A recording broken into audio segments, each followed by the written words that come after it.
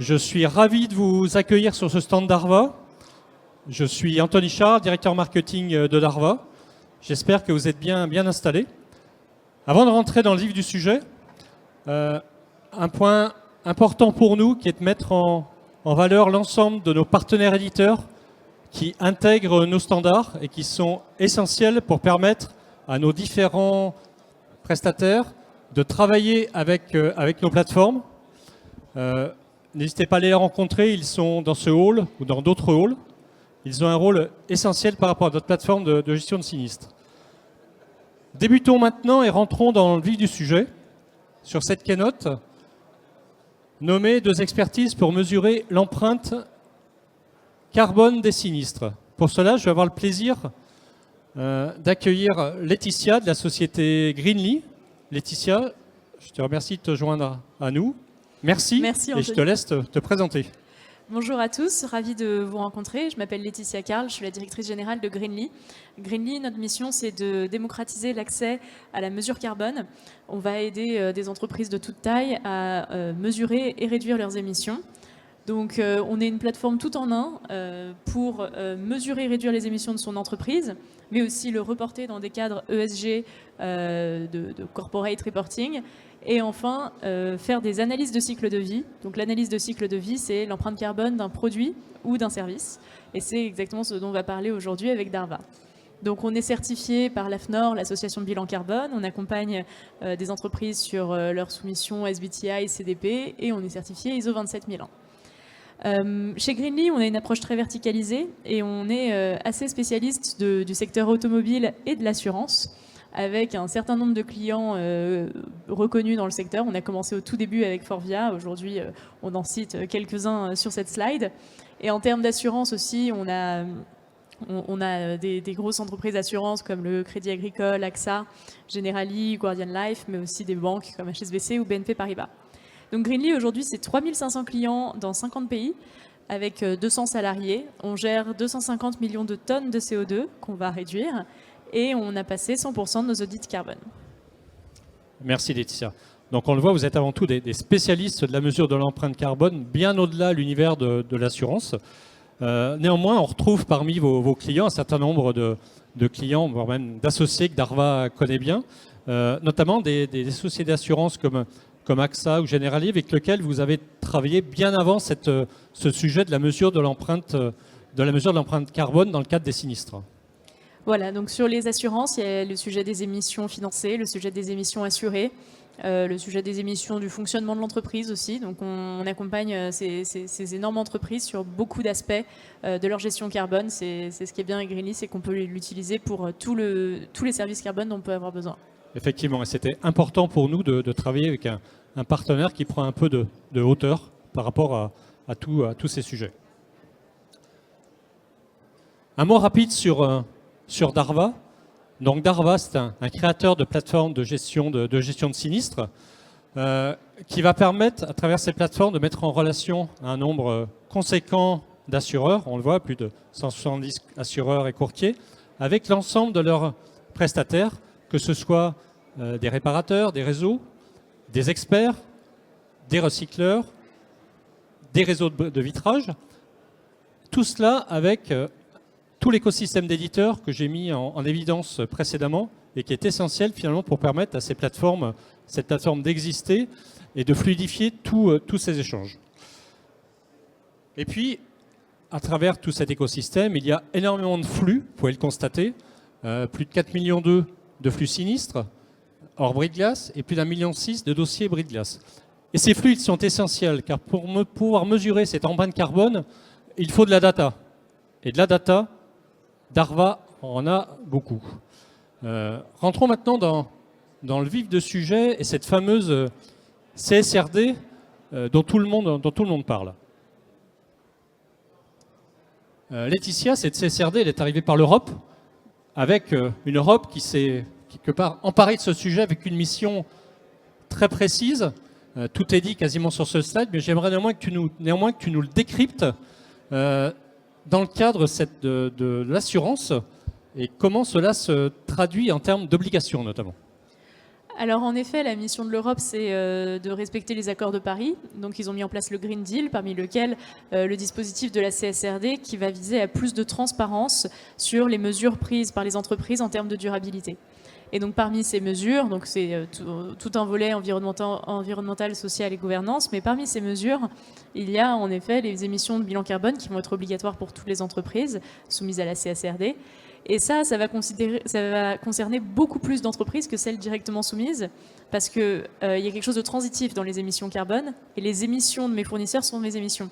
Donc aujourd'hui, si vous êtes une petite entreprise, mais que vous voulez travailler avec des grands groupes, vous faire assurer par des grands assureurs, emprunter à des grosses banques, vous allez faire partie de leur scope 3, les émissions indirectes, donc de leur empreinte carbone.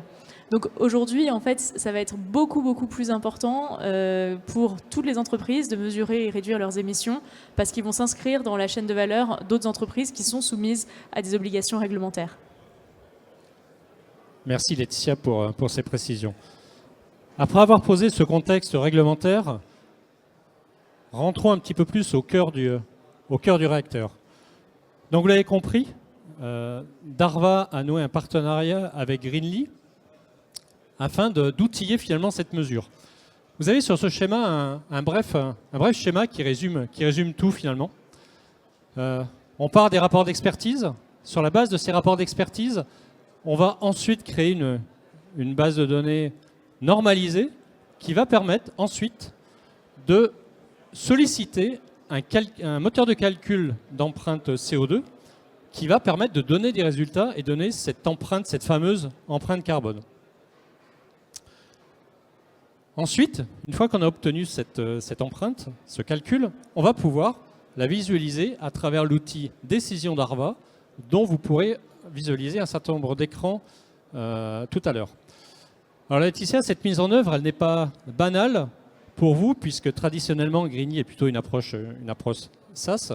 Or, nous, finalement, on avait un certain nombre d'exigences qui étaient de ne pas faire partir cette donnée de Darva, mais plutôt faire rentrer le moteur de calcul au sein du système d'information de Darva.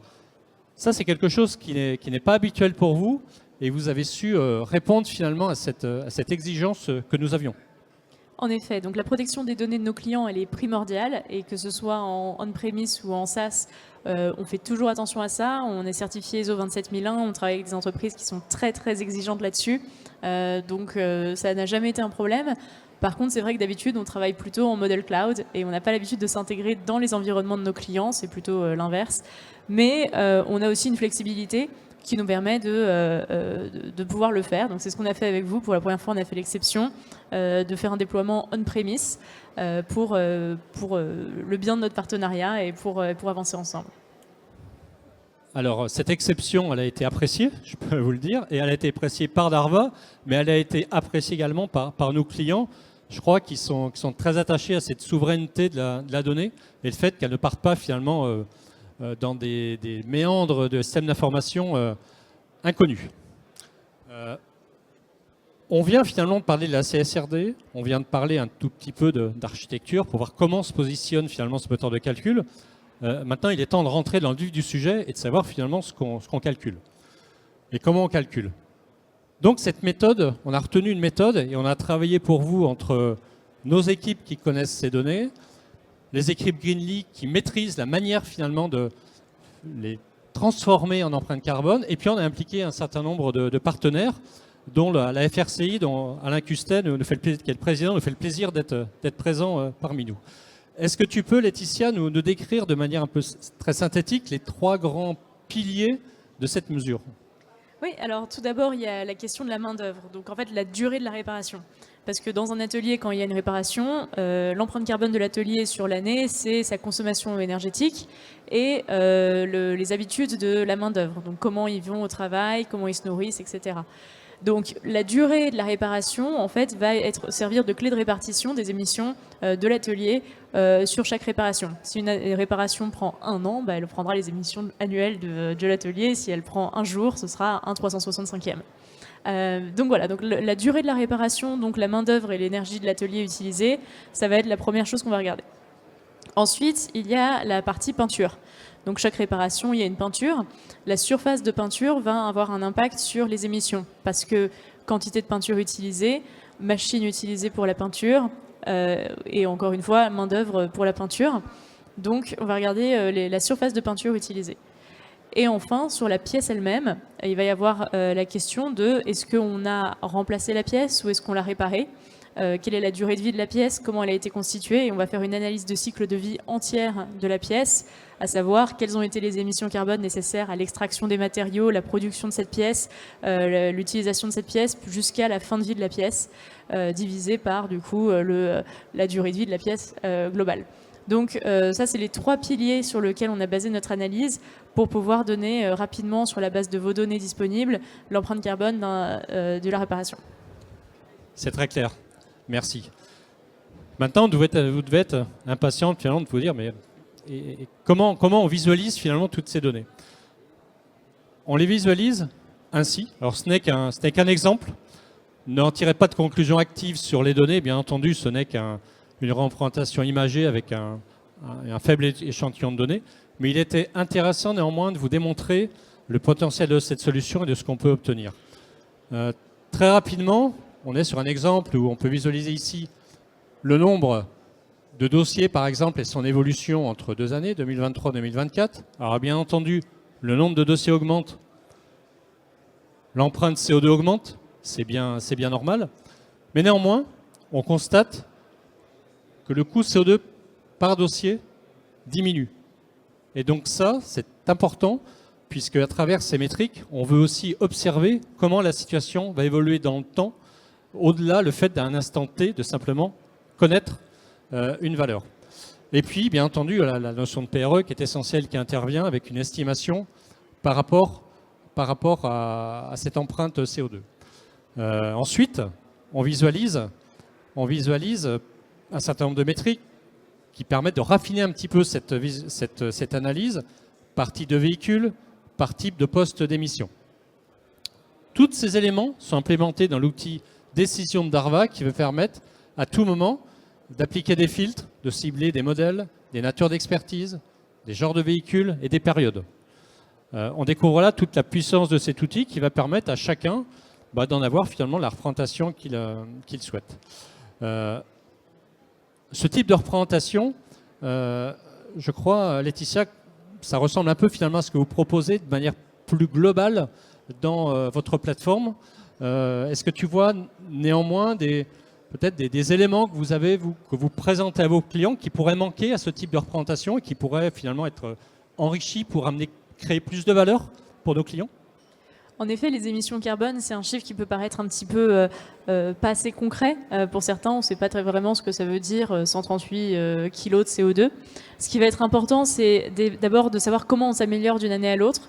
Donc en effet, toute la partie évolution, c'est ce qui lui permet de mettre en lumière les efforts qu'on a faits. Et le plus important, c'est de savoir où est-ce qu'on peut mettre des efforts, quels sont les plans d'action pour réduire ces émissions de carbone d'une année à l'autre. Donc très important de savoir d'où viennent les émissions, comment on peut les réduire et comment on peut s'améliorer d'année en année. Absolument, tu as raison de préciser, parce que toutes ces métriques, tous ces diagrammes, ce sont avant tout des outils de pilotage qui doivent permettre finalement de faire évoluer les stratégies de mise en œuvre autour de ce sujet. Écoute, je te remercie pour toutes ces précisions. J'ai oublié de le préciser au début, nous étions en live sur LinkedIn aujourd'hui. C'était une nouveauté pour Darva. J'espère que vous avez apprécié ce direct. On a un programme riche pendant cette équipe auto avec de multiples keynotes, certaines sur les solutions EcoSmart qui vont permettre de découvrir de manière plus approfondie cette solution.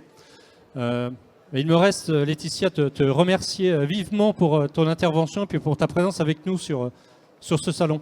Merci beaucoup. Merci beaucoup Anthony et toute l'équipe Darva. When it seems the world is lost